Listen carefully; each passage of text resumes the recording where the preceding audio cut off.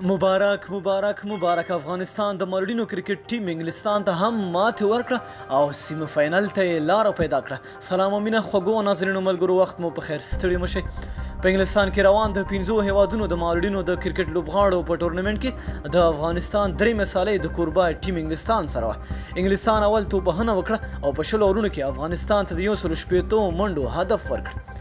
د انګلستان له لوري زیات منډې فلاین وکړې چې شپږ دېرش وي. افغانستان له لوري په توپ اچونه کې محسن زیاتې وکټې واخیستې او د انګلستان 3 لوبغاړي وسوځول. افغانستان دغه هدف 14 اورونو کې د 3 لوبغاړو په سوځېدو پوره کړ او د بري سره افغانستان د دې لوبې دویم راوند ته ووت.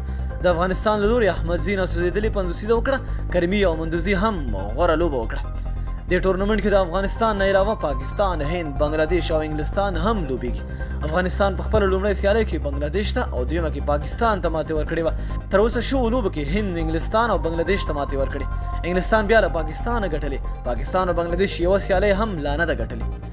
په دویم پړاو کې به څلورم مقام د 5 سره لوبېږي، دویم به د دریم سره او بیا د دوی نه ګټلې ټیم د لومړی مقام سره فاینل کوي. د فاینل نه وروسته به د څلورو ټیمونو د غوره لوبغاړو نه جوړ ټیم د کوربه انګلستان سره یوه دوستانه سیالۍ هم کوي. د یادونې وړ ده چې دې سفر کې د افغانستان د مالډینو د کرکټ ټیم سره د امریکا غږ اشنا مرسته هم مل ده.